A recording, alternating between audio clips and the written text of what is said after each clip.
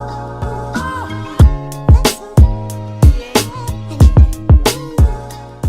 guys, it's Kiara and today's video is going to be how to revise and how I revise and effective ways to study. I used to be so lost, like how do I study effectively, and this video has been requested, so here it is. These techniques are really useful and I find it really useful. This is a video on how you can get A's and those top grades that you deserve.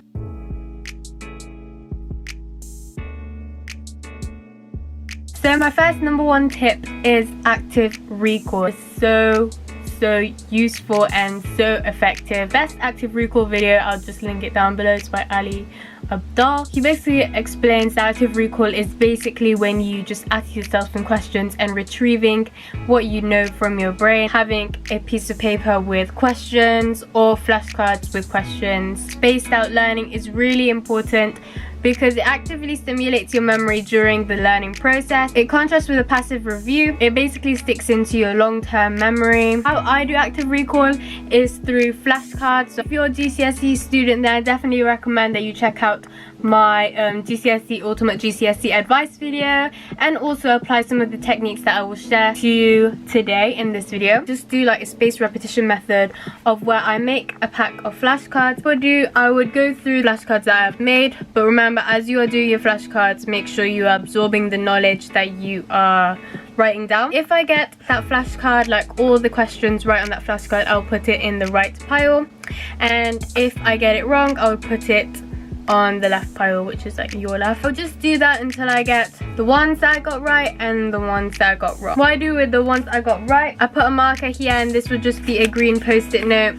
I would attach the post-it note to the flashcard, then put the ones that I got wrong on top of that post-it note, so that when I return to revise these flashcards, I just know that actually, oh, these are the questions that I got wrong, so let's do these again. And obviously I'm still going to go through the ones I got right. I do these flashcards in the morning or after I finish completing them, and then the next day I would go through these flashcards again, the ones that I got wrong and also the ones I got right, until I get none wrong. And then afterwards I would just have to put review on Friday or something like that. For example, I finished these on Monday, I'm going to do these on Monday, then I'll do these on Tuesday, and then I'll practice the ones that I got wrong only on Wednesday. On Friday, got all of them right, I would recap them again. I also use a really good tool called Anki, and you can download this on your computer. It will help me to know when I should revisit that topic again or when I should revise those flashcards again. What I do after my flashcards, I make a big mind map of everything that's in my flashcards,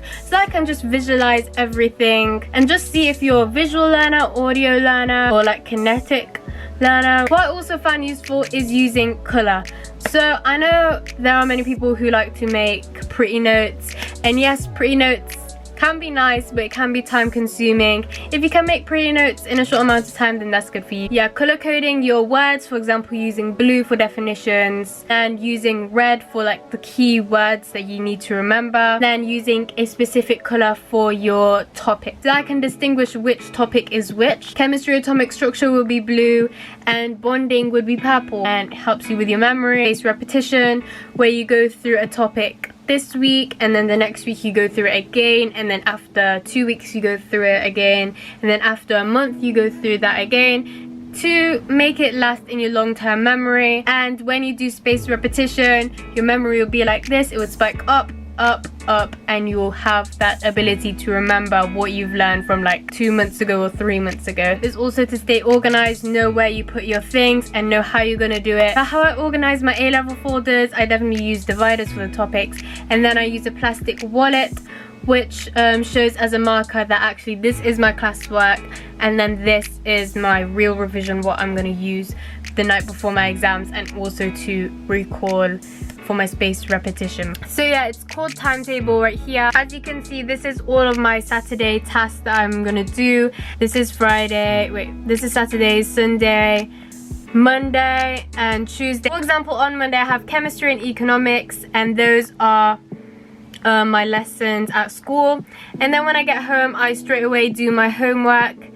And then, guys, remember, prioritize your homework first because it really saves me stress. So on Monday, I'm going to do chemistry, and then I'm going to recap biology, which means I'm gonna recap topics that we've learned from like a while ago. If you're a GCSE student, I definitely recommend you see my video because I tell you how long to revise for every day and when to revise your subject. Also, definitely have based on your timetable where you're just gonna practice exam questions. You want to know your exam technique. You want to be able to know the answers of the questions and how to word those questions. For example, if you're doing maths, you want to keep on repeating those math questions so that it gets it in your brain and so that you remember it fully. Continually test yourself. Essay based subjects, I recommend that you continually do essay questions. You want to keep yourself motivated. I recommend watching motivational videos on YouTube. I will leave my favorite one down below. Studying is a discipline. You reap what you sow, guys. Your hard work will pay off, and I know you can do it.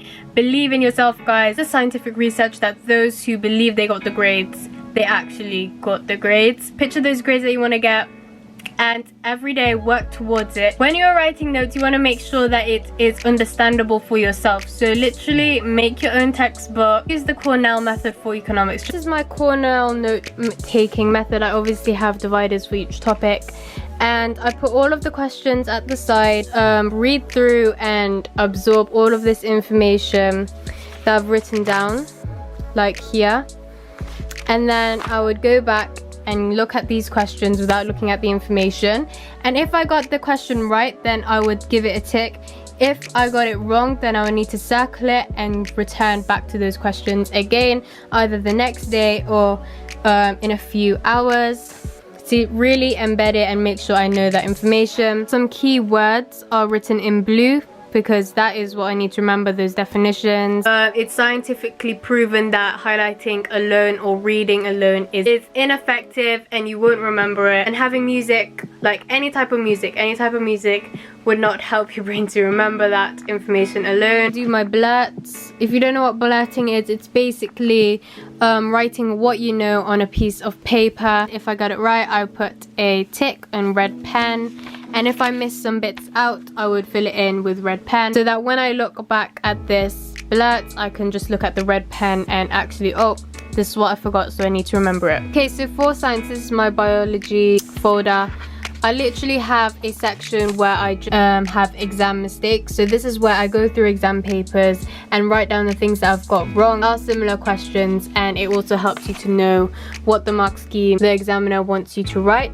So I've written all of my mistakes down here, and again what I did, I ticked the ones that I got right and circled the ones that I need to go back through again. Obviously I don't recap this once, I recap it multiple times until I get like all the circles off, and even if I got all the circles off, I still go back through it. Remember, each subject you can have different methods. Make it into your own words, make sure it's understandable to yourself and to someone, a friend. So when you're in the class, if you don't get something, you ask your teacher. I have to ask my teacher as well when I don't get when I don't understand something. Anyways, thank you guys so much for watching this video. Hope it wasn't boring and I hope this was useful. For me, I'm still trying to also get in the habit of studying for long periods of time and using that time effectively. Okay, and also if you have any other ideas on how to study effectively or how you study effectively, then just comment that down below. Let's help each other out, and I'll see you in my next one.